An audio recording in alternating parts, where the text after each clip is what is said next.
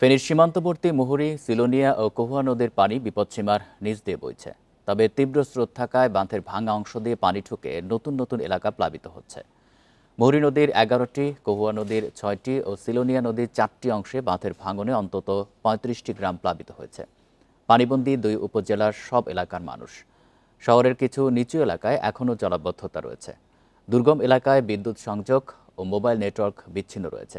ঘরবাড়ি পানিতে ডুবে গেছে। বন্যা দুর্গত এলাকায় শুকনো খাবার ও সুপেয় পানি না পাওয়ার অভিযোগ ক্ষতিগ্রস্তদের।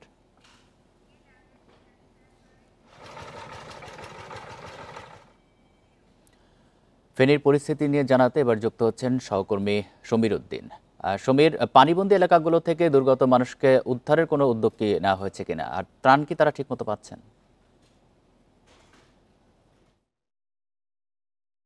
আসলে যারা একদম দুর্গম এরিয়া আছে তারা আসলে ত্রাণ না পাওয়ার অর্থাৎ সুপেয় পানি এবং শুকনো খাবার না পাওয়ার অভিযোগ আমাদের কাছে করেছিলেন।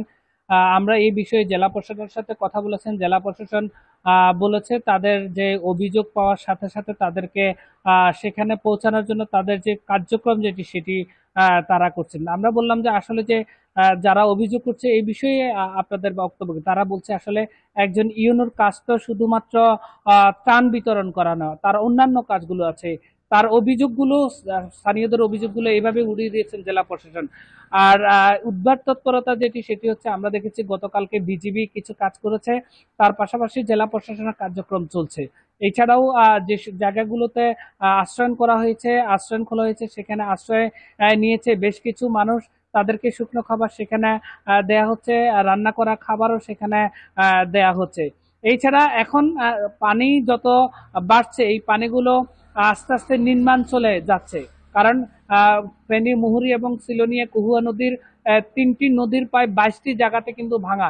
এই ভাঙন দিক অনবরত শুধু তীব্র স্রোতে পানি ঢুকছে, যদিও বা পানি বিপদসীমার নিচ দিয়ে প্রবাহিত হচ্ছে।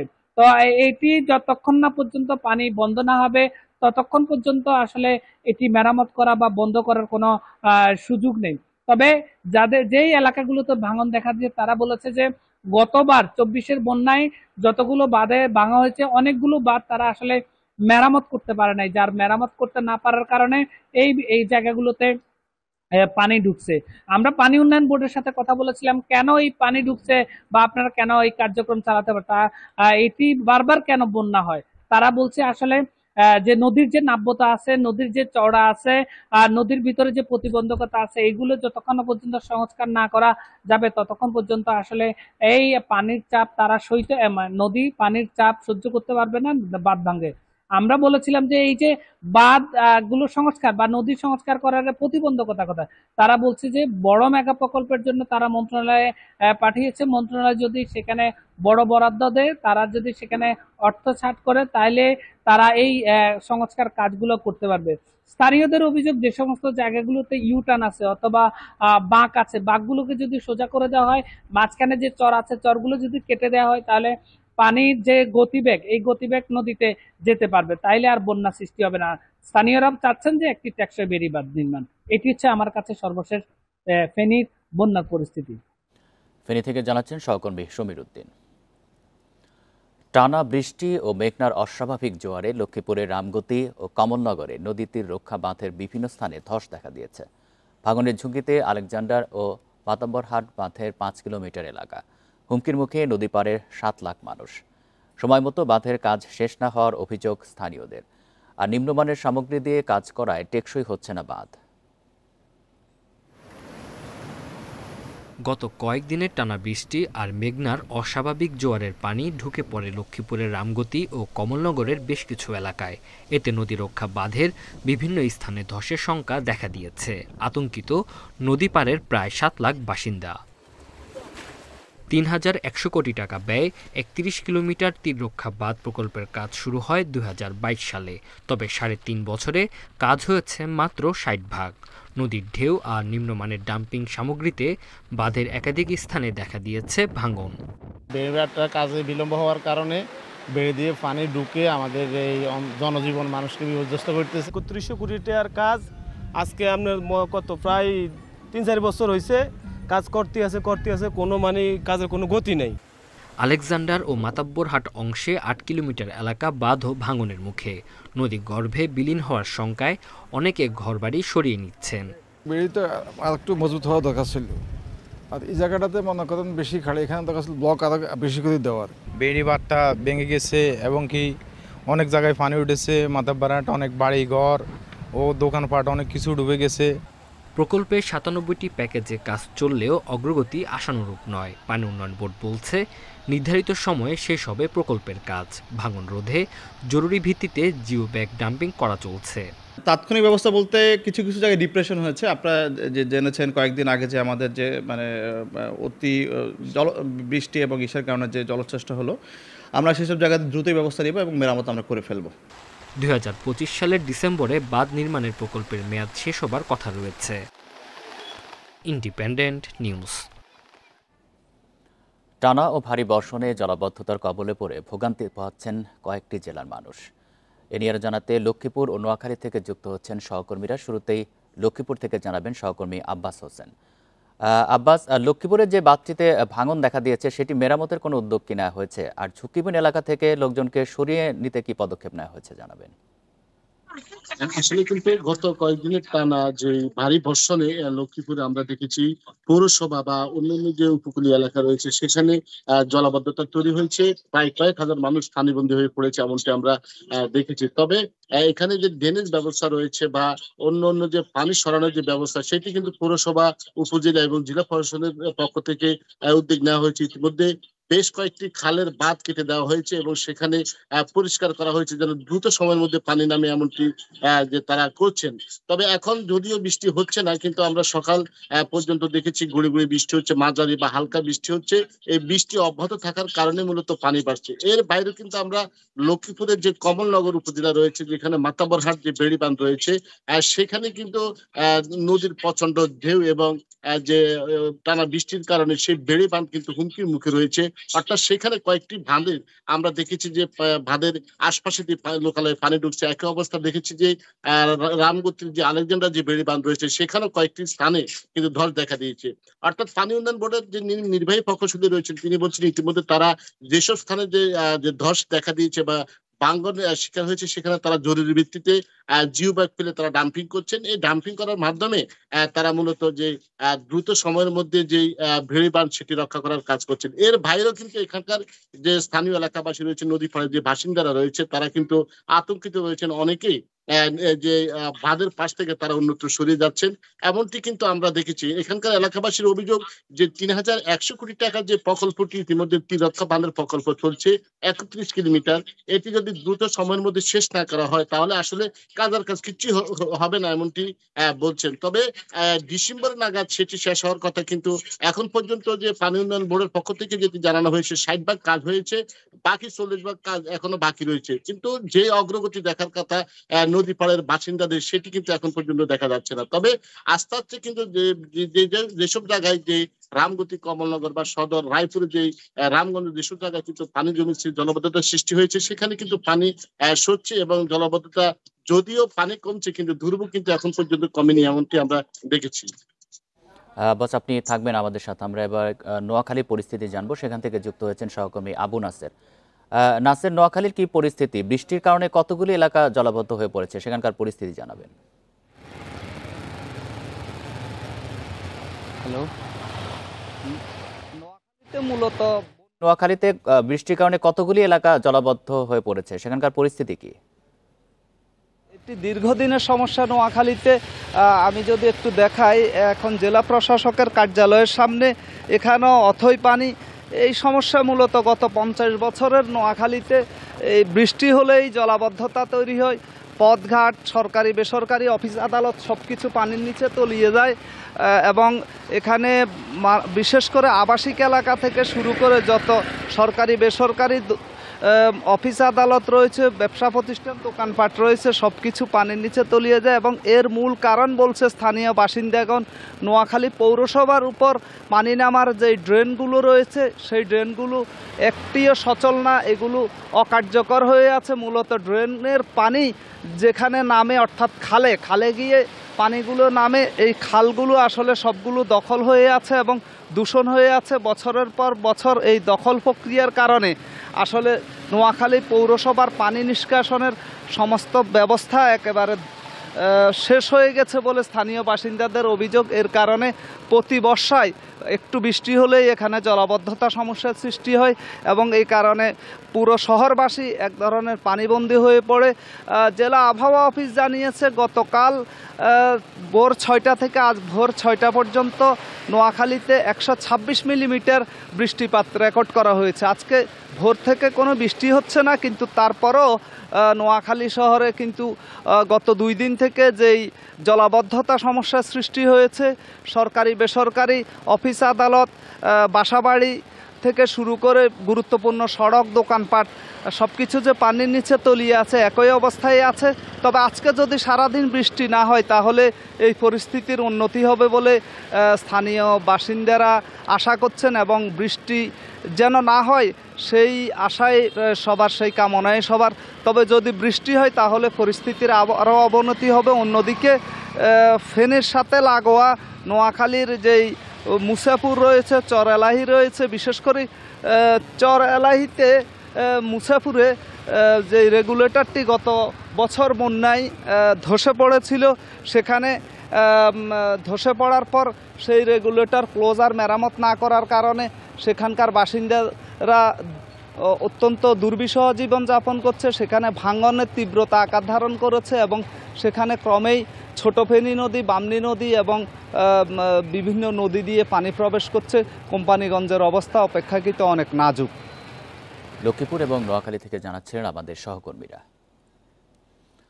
2 দিন কিছুটা কম থাকলেও মৌসুমি বায়ু সক্রিয় থাকায় শনিবার থেকে সারা দেশে আবারও ভারী বৃষ্টির পূর্বাভাস দিয়েছে আবহাওয়া অধিদপ্তর। 20 জুলাইয়ের পর বঙ্গোপসাগরে দেখা দিতে পারে নিম্নচাপ। তবে বন্যা পূর্বাভাস ও সতর্কীকরণ কেন্দ্র বলছে টানা ভারী বৃষ্টি না হলে বড় বন্যার শঙ্কা নেই। মৌসুমি বায়ুর প্রভাবে সারা দেশের আকাশ মেঘে ঢাকা। বুধবার রাজধানীতে বৃষ্টি হয়েছে 80 মিলিমিটার। তবে চট্টগ্রাম বিভাগে চলছে অতি ভারী বৃষ্টি। ফেনীতে মঙ্গলবার পর্যন্ত 550 মিলিমিটার বৃষ্টি হলেও বুধবার হয়েছে 82 মিলিমিটার। তবে বান্দরবান, নোয়াখালীতে 200 মিলিমিটারেরও বেশি বৃষ্টি হয়েছে। আবহাওয়া অফিস বলছে বৃষ্টির পরিমাণ আগামী 2 দিন কিছুটা কমতে পারে, তবে শনিবার সন্ধ্যা থেকেই সারা দেশেই বাড়বে বৃষ্টি। আগামী 19 তারিখ পর্যন্ত এইরকম লঘুচাপ সিস্টেম ঘনীভূত হয়ে যে নিম্নচাপে তৈরি হবে তার কোনো সম্ভাবনা নেই।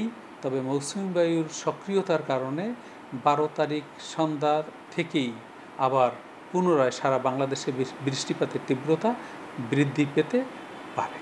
এদিকে বন্যা পূর্বাভাস ও সতর্কীকরণ কেন্দ্র বলছে চট্টগ্রাম বিভাগের নদ নদীর পানি বাড়ছে। ফেনীর মুহুরী, সেলোনিয়া ও চট্টগ্রামের হালদার পানি শনিবার পর্যন্ত বিপদসীমার ওপরে থাকবে। ফেনী জেলাতে বন্যা পরিস্থিতি বিরাজ করছে, যেটি আগামী 24 ঘন্টা পরবর্তী সময়ে উন্নতি লাভ করতে পারে এবং একই সাথে চট্টগ্রাম বিভাগের হালদা নদী অববাহিকাতেও একই পরিস্থিতি বিরাজ করছে। আমরা আশা করছি যে পরবর্তীতে ভারী বৃষ্টিপাত প্রবণতা কমে আসলে এখানে বন্যা ঝুঁকি কম। বন্যা পূর্বাভাস কেন্দ্র আরও বলছে পদ্মা ও মেঘনার পানি কয়েকদিন বাড়তে পারে। তবে এই সময়ে উজানের বৃষ্টির সম্ভাবনা নেই, তাই এই মুহূর্তে দেশে বড় বন্যার প্রকোপ খুব বেশি নেই। Shahriar Anirban, independent news, Dhaka.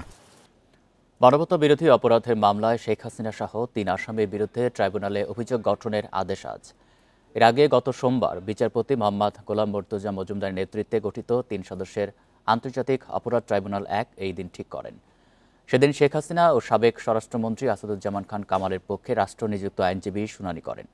এছাড়া এই মামলায় গ্রেপ্তার একমাত্র আসামি সাবেক পুলিশ মহাপরিদর্শক চৌধুরী আবদুল্লাহ মামুনকে ট্রাইব্যুনালে হাজির করা হয়।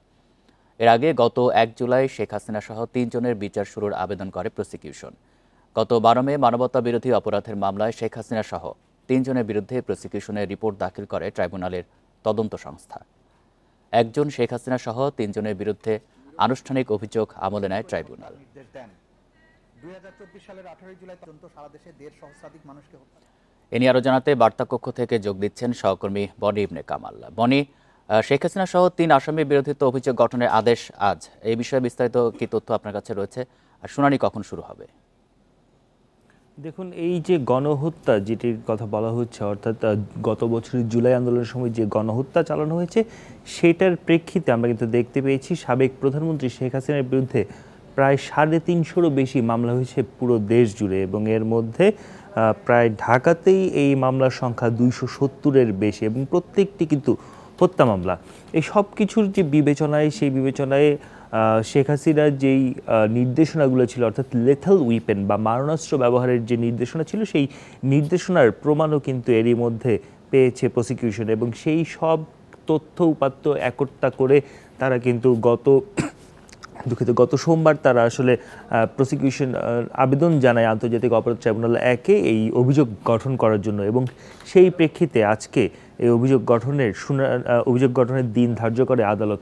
এবং আমি যদি আপনাকে একটু ট্রাইব্যুনালের পুরো যে অবস্থা সেটা একটু জানাতে চাই, আমরা কিন্তু দেখেছি যে এখন পর্যন্ত যারা আসামি তাদেরকে ওঠানো হয়েছে, তাদের বিভিন্ন সময় কথা শোনা হয়েছে, প্রসিকিউশনের কথা শোনা হয়েছে, এবং আসামিদের পক্ষে এরই মধ্যে কিন্তু রাষ্ট্র কর্তৃক যে আইনজীবী সেটিও নিয়োগ দেওয়া হয়েছে। আজকে যখন এই অভিযোগ গঠন হবে, এরপর থেকে আনুষ্ঠানিক যে বিচার কার্যক্রম, সেই বিচার কার্যক্রম কিন্তু শুরু হবে। অর্থাৎ এই যে মামলাগুলো রয়েছে, অর্থাৎ গণহত্যার যে মামলা, সেই মামলায় তারা আসামিদের আজকের যে অভিযোগ গঠন হতে যাচ্ছে, এই অভিযোগে 3 জনকে আসামি করা হয়েছে। শেখ হাসিনার সাবেক স্বরাষ্ট্রমন্ত্রী আসাদুজ্জামান খান কামাল এবং সাবেক আইজিপি আব্দুল্লাহ আল মামুন, এই 3 জনকে, অর্থাৎ এই 3 জনের আনুষ্ঠানিক বিচার কিন্তু শুরু হবে আজকের পর থেকে।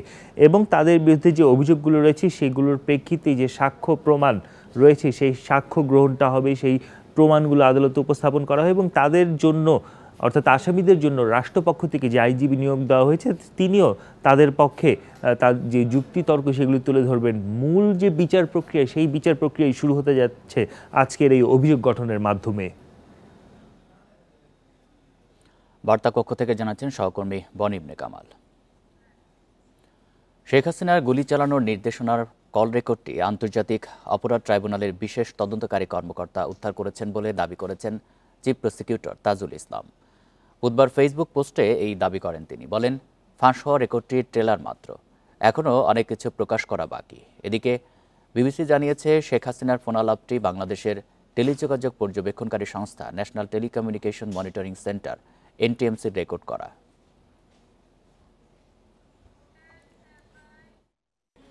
ডিসেম্বরের মধ্যে নির্বাচনের সব প্রস্তুতি শেষ করতে বলেছেন প্রধান উপদেষ্টা অধ্যাপক মোহাম্মদ ইউনূস। সংস্কারসহ সব প্রস্তুতি শেষ করা গেলে রোজার আগেই ভোট হবে। বুধবার রাতে রাজধানীর ফরেন সার্ভিস একাডেমিতে এক সংবাদ সম্মেলনে প্রেস সচিব শফিকুল আলম এসব কথা জানান। নির্বাচনের প্রস্তুতি নিতে আইনশৃঙ্খলা বাহিনীকেও দেওয়া হয়েছে বিশেষ নির্দেশনা। লন্ডনে প্রধান উপদেষ্টার সঙ্গে বিএনপির ভারপ্রাপ্ত চেয়ারম্যানের বৈঠকের পর থেকেই রমজানের আগে নির্বাচন নিয়ে আলোচনা। স্বরাষ্ট্র উপদেষ্টার সঙ্গে প্রধান উপদেষ্টার বৈঠক থেকে সেই প্রস্তুতিরই ইঙ্গিত মিলছে। বুধবার প্রধান উপদেষ্টার বাসভবনে এ বৈঠক হয়। পরে ফরেন সার্ভিস একাডেমিতে ব্রিফিং করে প্রেস উইং। প্রেস সচিব জানান, ডিসেম্বরের মধ্যে সব প্রস্তুতি শেষের নির্দেশ দিয়েছেন অধ্যাপক ইউনূস। সংস্কার সহ সবকিছু ঠিক থাকলে রমজানের আগেই হতে পারে ভোট। আইন শৃঙ্খলা বিষয়ক যত প্রস্তুতি নির্বাচনকে ঘিরে, সব প্রস্তুতি উনি নিতে বলেছেন বাই ডিসেম্বর। এই ডিসেম্বরের মধ্যে সমস্ত প্রস্তুতি শেষ করতে বলেছেন। ভোটের দায়িত্ব পালনে আইনশৃঙ্খলা বাহিনীর 8 লাখ সদস্যকে প্রশিক্ষণের ব্যবস্থা নেওয়া হচ্ছে। এর মধ্যে 5 লাখ থাকবে আনসার সদস্য, পুলিশ থাকবে 1,41,000 এবং প্রায় 2 লক্ষ পর্যবেক্ষককে অনুমতি দেবে ইসি। এছাড়া 18 থেকে 33 বছরের ভোটারদের সুষ্ঠু পরিবেশে নির্বাচনের অভিজ্ঞতা দিতে আলাদা বুথের বিষয়ে ভেবে দেখতে বলেছেন প্রধান উপদেষ্টা।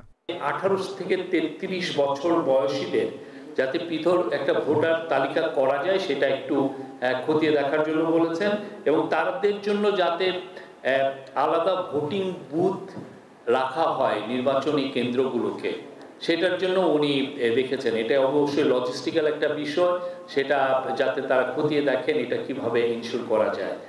এদিকে প্রায় 16,000 কেন্দ্রকে ঝুঁকিপূর্ণ হিসেবে চিহ্নিত করা হয়েছে। জুডিশিয়াল ম্যাজিস্ট্রেটের পাশাপাশি সব কেন্দ্রে থাকবে সিসি ক্যামেরার নজরদারি। পুলিশের বডি ক্যাম রাখার জন্য এবং প্রত্যেকটা কেন্দ্র যাতে সিসিটিভির আওতায় আসে সেটা একটা নির্দেশনা দেওয়া হয়েছে। Rifat Alam, independent news, Dhaka. ভোটের প্রতীকের তালিকায় থাকছে না শাপলা, নীতিগত সিদ্ধান্ত নিয়েছে নির্বাচন কমিশন। বুধবার নির্বাচন কমিশনার আব্দুর রহমানের মাসুদ একথা জানান। নাগরিক ঐক্য দলীয় প্রতীক হিসেবে কেটলির পরিবর্তে শাপলা দাবি করেছে, আর জাতীয় নাগরিক পার্টি নিবন্ধনের আবেদনের সঙ্গেই শাপলা প্রতীক চেয়েছে। জাতীয় প্রতীকে শাপলা থাকায় কোনো দলের প্রতীক হিসেবে বরাদ্দ না দেওয়ার সিদ্ধান্ত ইসির। ত্রয়োদশ সংসদ নির্বাচনকে সামনে রেখে আগের ৬৯টি থেকে বাড়িয়ে অন্তত ১১৫টি প্রতীক দল ও স্বতন্ত্র প্রার্থীর জন্য বরাদ্দ করার কথা ভাবছে নির্বাচন কমিশন। ইসি আসলে কোন প্রেক্ষিতে বা কোন ব্যাখ্যাতে এটা বললেন এটা আমাদের কাছে পরিষ্কার না এখনো, কারণ জাতীয় প্রতীকের যে বিষয়টা সেটা আমরা সিএসির সাথে কথা বলেছি যে জাতীয় প্রতীক কেবল শাপলা না, সেটা এটা প্যাকেজ। ধানের শীষ রয়েছে, তারকা রয়েছে, এবং ধানের শীষ তারকা আরও 2টি দলের মার্কা রয়েছে, সো শাপলা কেন হইতে পারবে না। আমরা প্রথম থেকে বলে আসছি যে ইলেকশন কমিশন নিরপেক্ষ আচরণ করছে না। বাংলাদেশের ভবিষ্যৎ রূপরেখা তৈরি হবে জুলাই ঘোষণাপত্রের আলোকে। নতুন বাংলাদেশ করতে সবাইকে তরুণ নেতৃত্বের পাশে থাকার আহ্বান জানিয়েছেন এনসিপির আহ্বায়ক নাহিদ ইসলাম। বুধবার দুপুরে চুয়াডাঙ্গার শহীদ হাসান চত্বরে জুলাই পদযাত্রার পথসভাতে তিনি এসব কথা বলেন। নাহিদ ইসলাম আরও বলেন, ১৯৭১ সালের স্বাধীনতার ঘোষণাপত্র অনুযায়ী বাংলাদেশ আজও বিনির্মাণ হয়নি।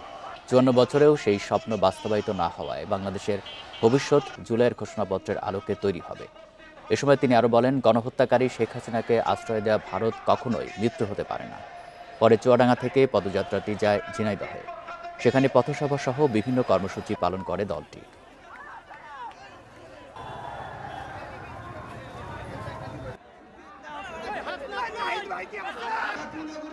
বিবিসি একটা রিপোর্ট করেছে যেখানে দেখা যাচ্ছে যে শেখ হাসিনা নিজেই গুলি চালানোর সকল অর্ডার দিয়েছিলেন। এই মারণাস্ত্র ব্যবহারের জন্য শেখ হাসিনা অর্ডার দিয়েছিলেন। এই সকল হত্যাকাণ্ডের জন্য এই খুনি হাসিনা এবং তার দল আওয়ামী লীগ দায়ী। এই ছিল এখনকার সংবাদে। ধন্যবাদ সবাইকে।